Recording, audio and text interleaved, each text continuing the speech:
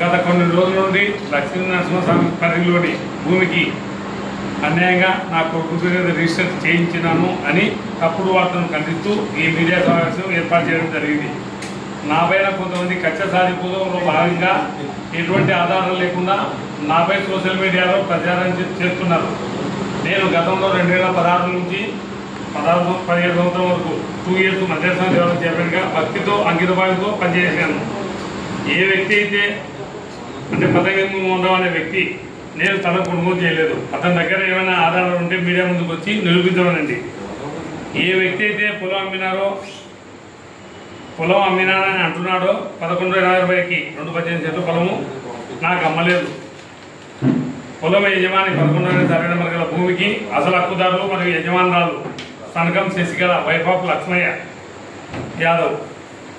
సనకం శశికళ గారు 2017 సంవత్సరం జూలై 13వ తారీఖున మొత్తం పొలం 2 ఎకరాల 18 2 ఎకరాల 18 సెంట్లు పతంగి మోహన్రావుకు 16,07,000కు విక్రయం చేయడం జరిగింది. పతంగి మోహన్రావు 1 లక్ష రూపాయలు అడ్వాన్స్ ఇచ్చి మిగిలిన 15,07,700 రూపాయలు 13/10/2017 లోపల చెల్లిస్తానని అగ్రిమెంట్ రాసి ఇవ్వడం జరిగింది. శశికళ గారికి నిర్ణీత గడువులోగా పతంగి మోహన్రావు చెల్లించకుంటే భూమిపై అతనికి ఎటువంటి హక్కు ఉండవు. నిర్ణీత గడువులోపు మోహన్రావు అమౌంట్ చెల్లించలేదు. అందువల్ల భూమి అగ్రిమెంట్ రద్దయింది. అదే భూమి శశికళ గారు 2019 సంవత్సరం అనగా 2019 సంవత్సరం నాకు అనగా ఉన్న వెల్లనాయక గారికి అమ్మడం జరిగింది. నేను ఆ పొలాన్ని 1 ఎకరా 9 లక్షలకు కొనడం జరిగింది. నాపై తప్పుడు ప్రచారం చేస్తున్న వారిపై పరువు నష్టం దావా వేస్తాను అని పత్రిముఖంగా తెలియజేస్తున్నాను. ఈ భూమి దేవస్థానానికి ఎటువంటి సంబంధం లేదు. 1 లక్ష మోహన్రావు అడ్వాన్స్ ఇవ్వడం జరిగింది. ఆ అడ్వాన్స్ ఊడుగా చెల్లించడం జరిగింది. రిటర్న్ ఆమె 1 లక్ష రూపాయల ఊడుగా. దీని కుట్ర వెనుక ఎవరుండేది అందరికీ తెలుసు. మీడియా వారికే కాదు, వాళ్ళు ఏదైతే పెట్టారో దాని వెనుక పెద్ద కుట్రనే ఉంది. నాకు మద్రేశ్వర దేవస్థానం చైర్మన్ వచ్చేందుకు దగ్గర ఉన్నందుకు వీళ్ళు ఆ చైర్మన్ పదవి రాకుండా అడ్డుకునేందుకు ఈ ప్రయత్నం చేస్తున్నారు. నాపైనే కాదు, మా ఎమ్మెల్యే గారు కోట్ల కుటుంబం పైన అనేక అవినీతి ఆరోపణలు చేసుకుంటూ ప్రతి 3 నెలలకు ఒకసారి 2 నెలలకు ఒకసారి పార్టీ ఆఫీసులో పోయి చేయడం జరుగుతుంది. అది అందరికీ తెలిసిన విషయమే. దీంట్లో భాగంగానే నా మీద కూడా కుట్ర చేసి నాకు ఆ దేవస్థానం చైర్మన్ రాకూడదు అనే ఒక కుట్రలో భాగంగా ఆ కుట్రలు చేస్తుండే మనిషి ఎవరనేది పబ్లిక్ అందరికీ తెలుసు. ఆయనని ఈ గతంలో నడపడం జరుగుతుంది. ఈ విషయాన్ని అంతటితో వదిలిపెట్టేది లేదు. నేనైతే ఏదైతే నా మీద ఆరోపణ చేసినారో ఆ పొలం గురించి దాని మీద ఖచ్చితంగా నేను కోర్టుకు వాళ్ళని పరువు నష్ట దావా వేయడం జరుగుతుంది. ఏ ప్రెస్ ఏ పత్రికలో వచ్చిందో ఏ మీడియా దాంట్లో వచ్చిందో దాన్ని ఖచ్చితంగా దాని మీద చూపిస్తాం. మేము పార్టీ కోసం పనిచేసాను. నేను పార్టీ కోసం పనిచేసినప్పుడు నా మీద అక్రమ కేసులు వైసీపీ గవర్నమెంట్ పెట్టారు. వైసీపీ గవర్నమెంట్ పెట్టిన రోజు కూడా నేను ఏ రోజు జంకలేదు. ఈ రోజు నా మీద బురద తల్లి ఇది పూర్తి అన్యాయంగా చేయడం అంత ఈజీ ఏం కాదు. నేను అంత సులభంగా కూడా వదిలిపెట్టను. ఈ నాయకులు ఎవరైతే ఉన్నారో వాళ్ళని వదిలిపెట్టే పంచాయతీ లేదు. ఈడ చిన్న విషయం గమనించాల్సిందంటే టెంపుల్ నేను కొత్త ఏం కాదు. చైర్మన్ పదవి చేయని పదవి నాకు వస్తుంది. నేను ఏం ఆశపడలేదు. నేను ఆల్రెడీగా చైర్మన్ పదవి చేసినాను. మనలాగంటే నేను ఎప్పటి నుంచో 2006 నుంచి పార్టీకి పనిచేసినాను. ఏం కొత్త పదవులు ఆశించి నాకేదో పెద్ద వేరే ర్యాంక్ కోసం మొత్తం ఇదేం కొత్త ఏం కాదు. 2004లోనే నేను మద్రేశ్వరంలో ధర్మకర్తగా చేసినాను. అక్కడ ఏమి అన్యాయం జరుగుతున్నాయో దానివల్ల అరికట్టడానికి ప్రయత్నం చేసినాను. 16 నుంచి 17 మా మిత్రులు 4 ఉన్నారు.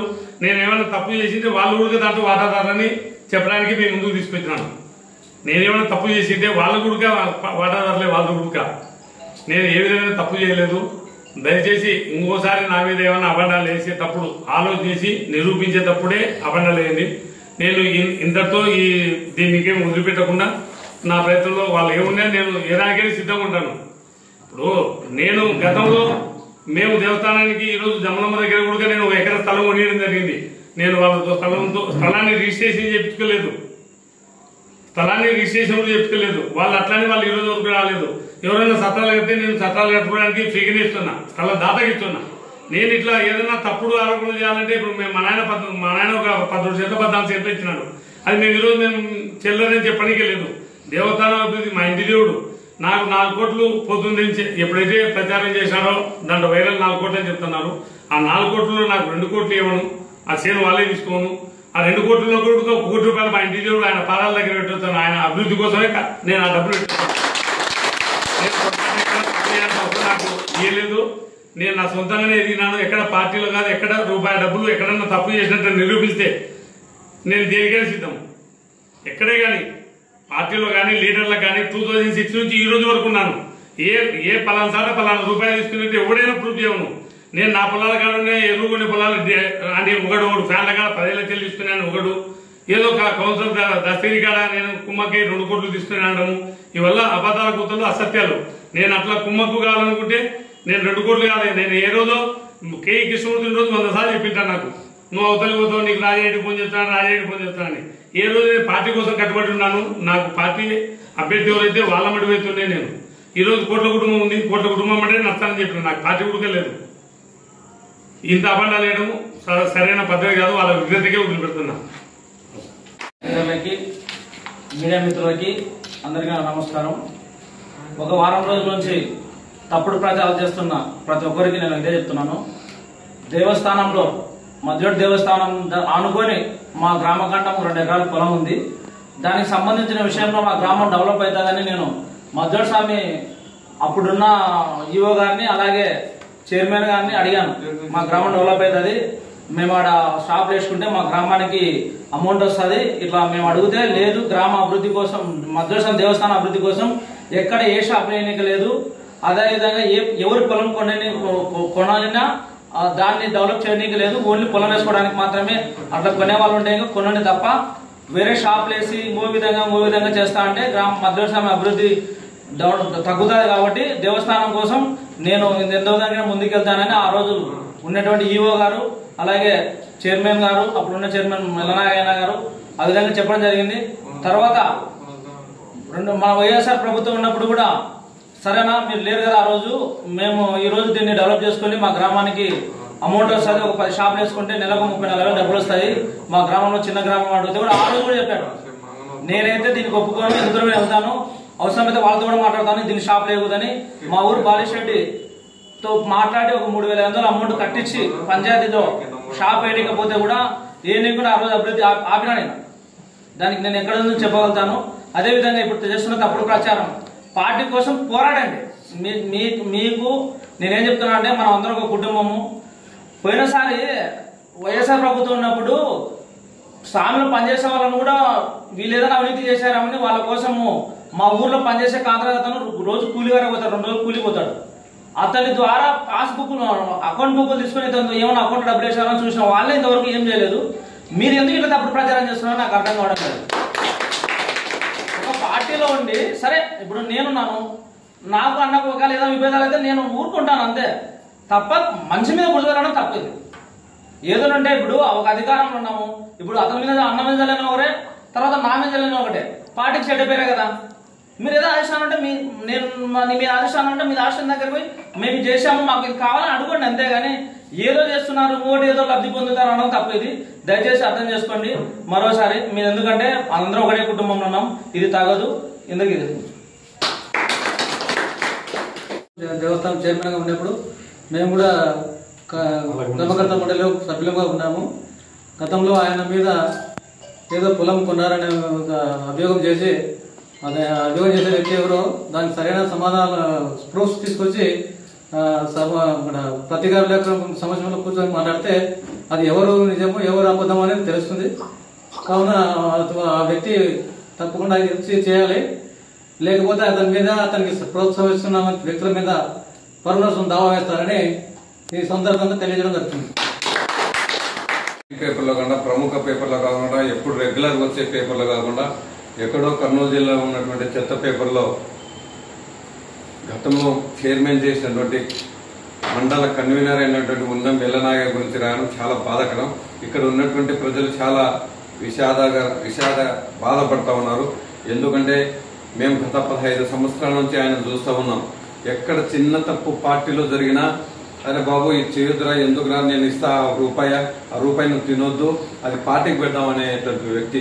ఇది నిజంగా ఇక్కడ ఉన్నట్టు వాళ్ళు అందరూ కూడా ఒప్పుకోవాల్సిందే. మనం అందరికి తెలుసు వాస్తవంగా ఆయన ఎంత నిజాయితీగా ఉంటారో. మేము గతంలో చిన్న ఉదాహరణ, ఎక్కడైనా మీటింగ్ జరిగినప్పుడు అందరూ ఎంత పెద్ద లీడర్ అయినా, నేనైనా, ఇంకొక జాకీర్ ఉల్లా బేగ్ అయినా, అంజీ అయినా, ఇంకొక టైలర్ రాముడు అయినా, ఆయనకు రాష్ట్ర పదవి ఉన్నా భోజనం తినే కాడ మాత్రం 2000 మందికి భోజనం పెడితే నువ్వు లీడర్ అయినా నాయకు ఎన్నికల క్యూలో రావాల్సిందే, డైరెక్ట్ వచ్చి భోజనం పెట్టించుకోకూడదు అసలు నేనైనా సరే అనేటువంటి వ్యక్తి ఎల్లనాగయ్య గారు. ఎల్లనాగయ్య గారు ఇలాంటివి తప్పుడు ఇది ఎలా చేస్తాడని ఒక్కసారి టీడీపీ కార్యకర్తలు ప్రజలు తీవ్ర ఆందోళనకు నిజంగా గురైనాం. వాస్తవంగా పేపర్ చూసిన వెంటనే 2 కోట్లు ఇచ్చిన ఎల్లనాగన్న గారు ఇలాంటి పనులు చేయరు, ఇలాంటి మనసు ఆయన ఒప్పుకోదనేది ఈరోజు అందరం ఆలోచించుకునేటువంటి పరిస్థితి. ఇదే పతంగి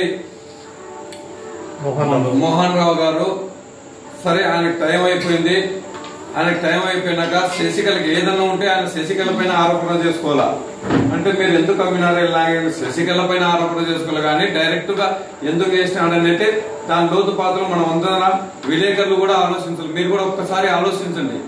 పతంగి అనే అతను శశికళ పైన ఆరోపణలు చేయాలి కానీ ఎల్లనాగన పైన ఆరోపణ చేస్తారు. అసలు పొలం ఎవరికి అమ్మినాడు, పొలం ఎవరికి కొన్నారు, శశికళ ఆయన పతంగి అనే అతను టైం అయిపోయింది కాబట్టి శశికళకు ఇబ్బందులు ఉన్నాయి కాబట్టి ఆ ఇబ్బందుల భాగంగా ఎల్లనాగర్ గారి దగ్గర వచ్చి పొలం నేను అమ్ముతున్నాను, నా పరిస్థితి కుటుంబ పరిస్థితి బాగలేదు కాబట్టి ఫలానా ఎల్లనాగర్కి అమ్ముతున్నారని చెప్పిన. ఇది దేవస్థానానికి సంబంధం ఏముంటుంది చెప్పండి ఒక్కసారి. మీరు కూడా విలేకరులు ఆలోచించండి, మీరు కూడా విలేకరులు కనుక్కోండి, అన్ని కనుక్కొనే మీరు కూడా రాయండి. మేము చెప్పినట్టు మీరు ఎల్లనాగర్ మంచోడంటే మంచోడని రాయొద్దు. కాబట్టి శశికళకు అవసరం ఉంది, ఎల్లనాగైనా కొంటాం. ఎవరైనా పొలం అవసరం ఉందంటే డబ్బులు ఉంటే ఎవరైనా కొంటాం ఫ్యూచర్ కోసము. దానికోసము ఇప్పుడు కొత్తగా అతను శశికళ కాకుండా ఎల్లనాగన పైన ఎట్లా ఆరోపిస్తున్నారు, ఈ ఆరోపణలన్నిటికీ ఖచ్చితంగా సమాధానం చెప్పాల్సిందే. దీంతో ఒక ఎల్లనాగన గారు కాదు, ఇది సరే ఆయన వ్యక్తిగతం అనుకోవచ్చు కానీ ఆయన ఈ రోజు మండల కన్వీనర్ ఉన్నాడు. మండల కన్వీనర్ అంటే పార్టీకి ఎంత ఇబ్బంది వస్తుందో అసలు చేసింటే ఒప్పుకోవచ్చు కానీ చేయకుంటే ఎందుకు ఒప్పుకుంటా, పార్టీకి ఎంత నష్టం కలుగుతుంది, పార్టీ కార్యకర్తలు ఎంత ఆందోళన చెందుతారు, పార్టీ కార్యకర్తలు ఎంత ఆలోచిస్తారు. ఈ రోజు పార్టీ కార్యకర్తలు జనసేన, బీజేపీ, టీడీపీ వాళ్ళు 3 రోజుల నుంచి ఆందోళన చెందుతున్నారు. ఏంటిది అనవసరంగా ఎల్లనాగన పైన మమ్మల్ని టీ తాగితే కూడా మీరు క్రమశిక్షణగా టీ తాగాల, ఎవరు కూడా అడ్డదిడ్డంగా ఇక్కడ తెలుగుదేశం పార్టీ పేరు చెప్పి టీ తాగకూడదు, భోజనం పెట్టగల క్రమశిక్షణగా ఉండాలా, ₹1 వేరే వాడిని అడగదు. అటువంటి ఎల్లనాగ గారు ఈ రోజు పొలం కొన్నారు, పొలం వేరే వాడిని లాక్కున్నారంటే ఎలా నమ్ముతారు ఈ పార్టీ కార్యకర్తలు? ప్రజలు కూడా నమ్మరు. కాబట్టి దయచేసి ఎవరైతే దీని ఎన్నికలో ఉన్నారో ఈ పతంగి గారిని ఆ శశికళ ఖచ్చితంగా అమ్మింది కాబట్టి రిజిస్టర్ ఉంది కాబట్టి ఈ రోజు ఎల్లనాగర్ గారు కరెక్ట్ గా ప్రెస్ మీట్ నీతిగా నిజాయితీగా ప్రెస్ మీట్ పెట్టగలిగారు. అదే లేకుంటే ప్రెస్ మీటింగ్ పెట్టి మిమ్మల్ని అందరికీ ఈ డాక్యుమెంట్లు ఎందుకు చూపెడతారు, ఒరిజినల్ డాక్యుమెంట్స్ చూపెట్టలేడు కదా. కాబట్టి మీరు దయచేసి అందరూ కూడా అర్థం చేసుకోవాల్సింది ఏంటంటే ఎల్లనాగయ్య గారు శశికళ ద్వారా కొన్నారు. ఏదన్నా పతంగి గారు ఏదైనా ఆరోపణలు ఉంటే శశికళ పతంగి ఇద్దరు చూసుకోమనండి. దయచేసి పార్టీ పైన ఎల్లనాగన పైన కామెంట్ చేయకుండా ఇవన్నీ రాబోయే రోజుల్లో పార్టీ ఏం చేసిందంటే నారా చంద్రబాబు గారు ఇక్కడ సూర్యప్రకాష్ రెడ్డి గారు ఏం చేశారంటే ఎల్లనాగ గారికి ఇస్తే చైర్మన్ పదవి అందరికి న్యాయం జరుగుతుంది. ఈ మండలంలో మద్దేటి స్వామి ఉన్నాడు కాబట్టి ఈ మండలం మొత్తం ఈ మండల వాసికి ఇచ్చారని అనుకుని అందరూ సంతోషపడతారని పెద్ద కోట్ల సూర్యప్రకాష్ రెడ్డి గారు ఆలోచించి ఈ పదవి ఇవ్వడం జరిగింది. ఆశమాసగా ఇలా ఈ పదవి ఈ అందరికి ఎల్లనాగ గారు అయితే ఫోన్ ఎత్తుతారు, ఎల్లనాగ అయితే పలానా రూమ్ కావాలంటే ఇస్తాడు. అన్న ఈ రోజు కష్టంలో ఉన్నాం, మేము ఈ రోజు అర్ధరాత్రి వస్తున్నాం అంటే ఎల్లనాగ గారు సేవ చేయడానికి అక్కడ నాకు తెలిసి నేను 10 సంవత్సరాల నుంచి ఎల్లనాగ గారిని చూస్తున్నా. అక్కడ ఏది కూడా ₹1 కూడా ఆలోచించేవాడు కాదు. ఇదే నా రూపాయి తీసుకుపోయి స్వామి పెడతాం, స్వామిని డెవలప్ చేద్దాం, రూమ్స్ కడదాం, ఇక్కడ ఉన్నటువంటి ఆ భక్తులకి ఏ కష్టం జరగకుండా చూసుకుందాం అనే ఆలోచన తప్ప మీరు ఒక్కరితోనే పలకరించండి. ఈ రోజు ఎల్లనాగ గారు ఫలానా చోట ఫలానా అవినీతి చేసినాడు, ఫలానా చోట ఇది వద్దన్నాడు, ఫలానా చోట ఓన్లీ టీడీపీ వాళ్ళకి ఇస్తా ఉన్నాడు. టీడీపీ లేదు, వైసీపీ లేదు, బీజేపీ లేదు, జనసేన లేదు, అందరూ ప్రజలు ఆడికి పోతే భక్తులే.